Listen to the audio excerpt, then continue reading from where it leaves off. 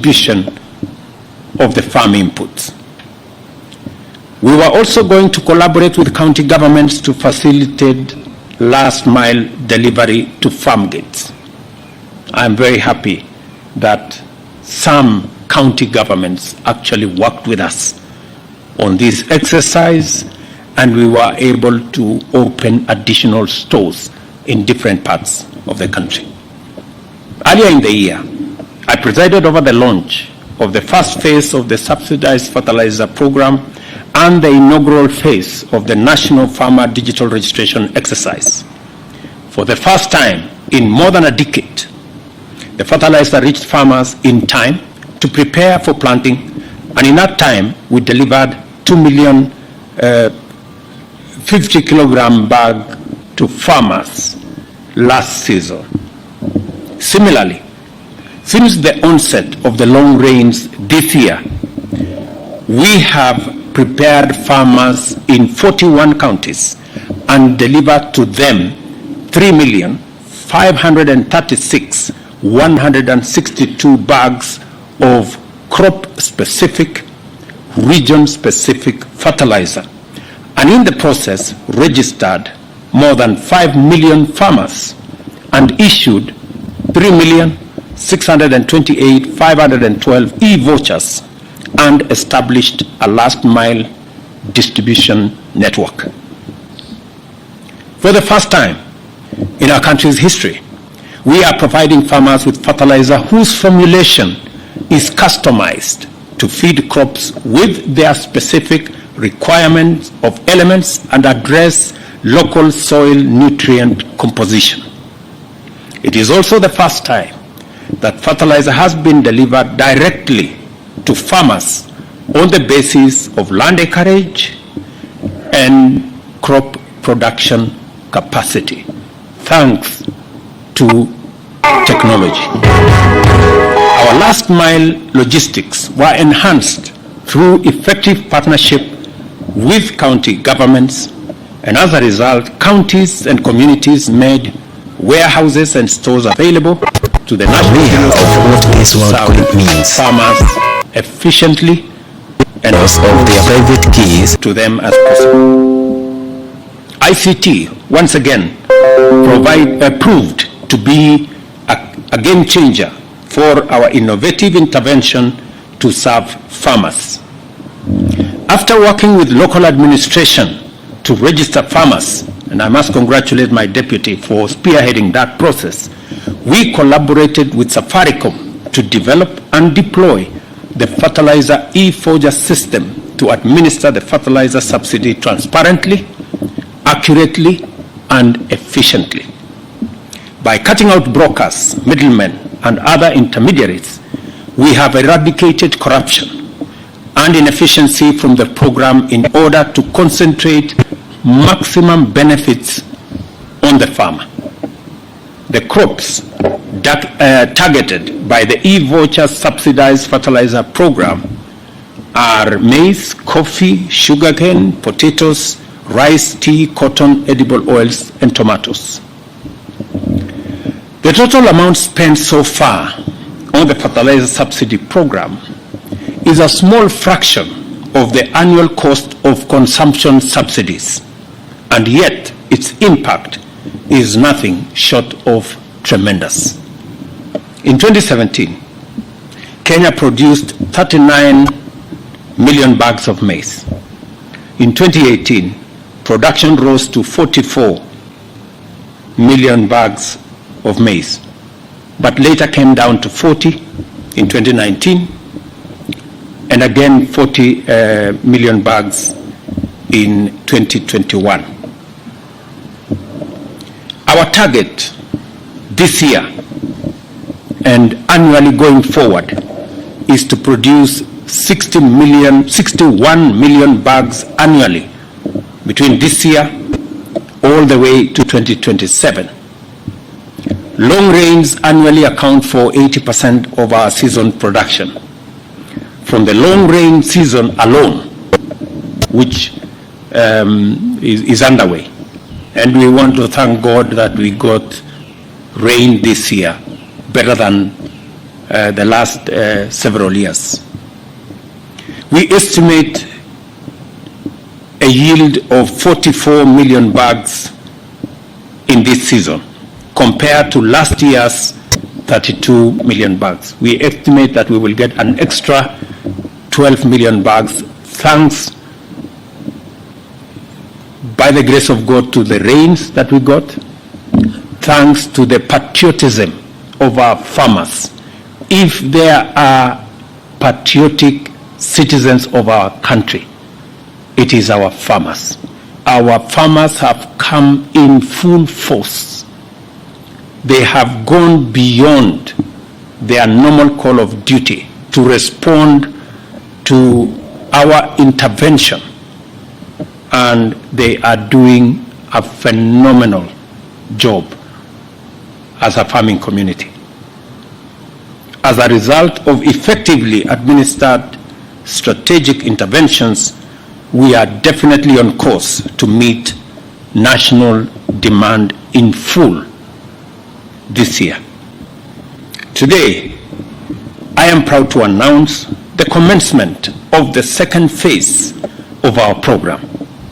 On this leg, we shall begin to immediately bring down the price of fertilizer from 3,500 to 2,500 per 50 kilogram bag beginning yesterday. And I'm told that yesterday alone, 34,000 bags of subsidized fertilizer was sold to our farmers, a record in a long time, meaning that the farmers know the importance of subsidized fertilizer. And this is for the short rains now that is going to begin next month all the way to December.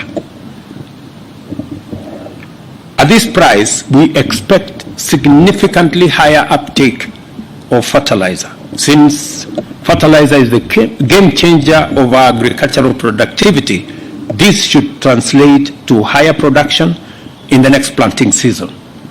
I encourage farmers to embrace better and greater use of fertilizer to increase yields in the coming seasons.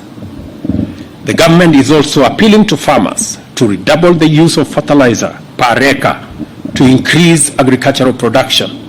In the long rain season, most farmers used 1 bag of fertilizer per acre.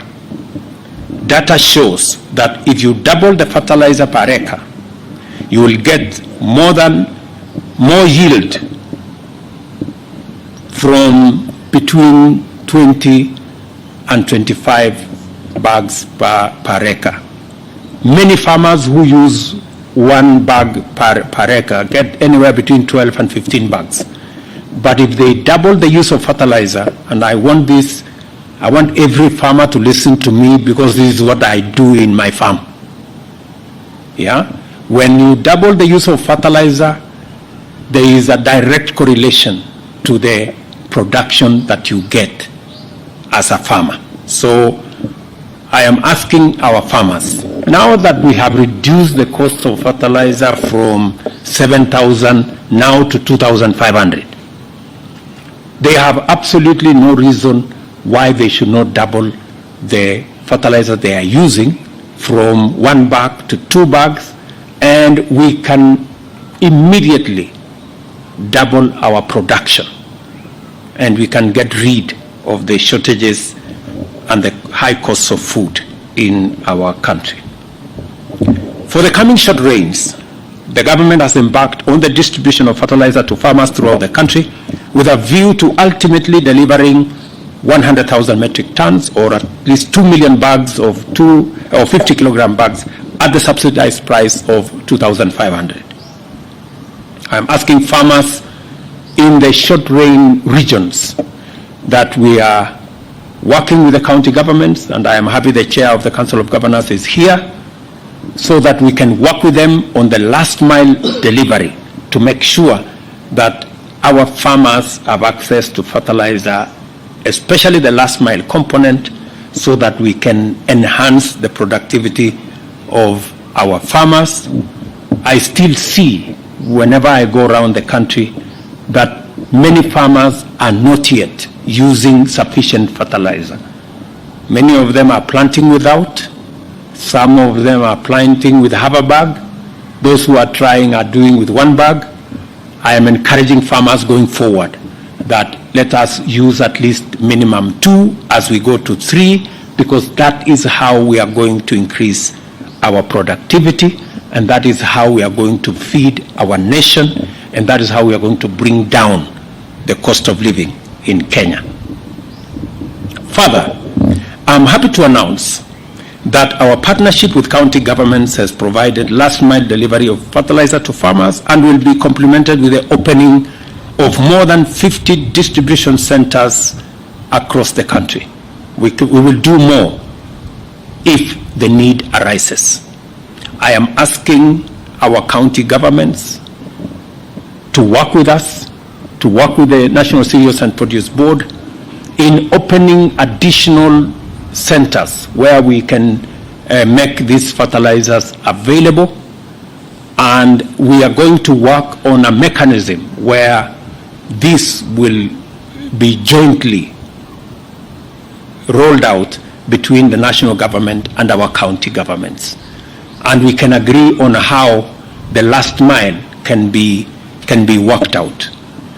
My suggestion would be the county governments provide the space and the stores, and as a national government we will work with them in making sure that there is personnel which can be shared between the county and the national government to make sure those stores run efficiently and serve the farmers as best as we all want. As we prepare for a bumper harvest, thanks to a successful collaboration between the Almighty God who has given us rain, the government of Kenya who has delivered fertilizer, and our very hard-working farmers who has done the most. I also take this opportunity to convey more good news to our farmers. We are now implementing a national initiative to acquire 100 dryers, which will be distributed strategically to various NCPB depots nationwide, with the aim of serving maize farmers as well as cereal farmers at subsidized and highly affordable rates.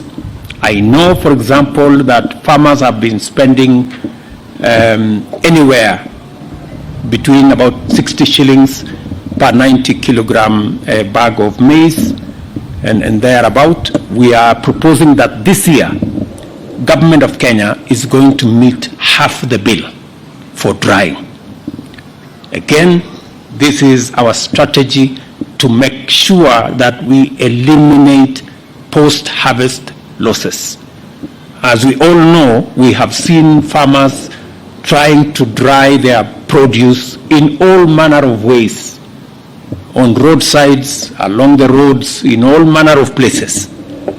I want to tell our farmers that the government of Kenya is not only going to provide the facilities for them to do the drying, but we are going to meet half the cost of drying so that we minimize on the almost 20-30% losses that we that normally we lose because of management of the post-harvest challenges.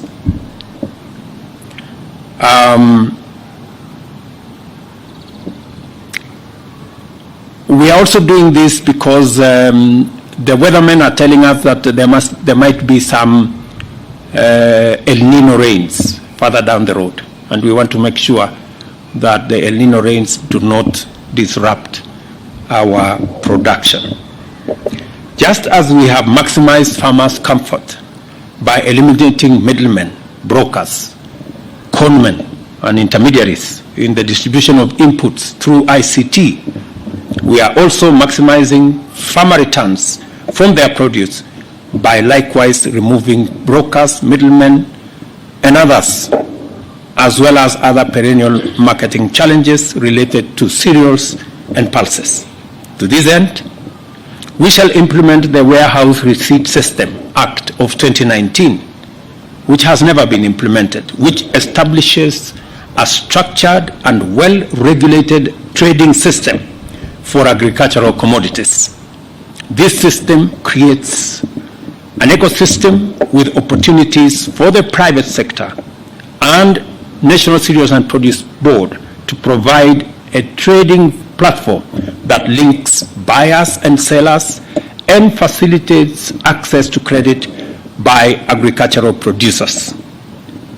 The warehouse receipt system also supports the reduction of post-harvest losses and cushions farmers against low farm gate prices.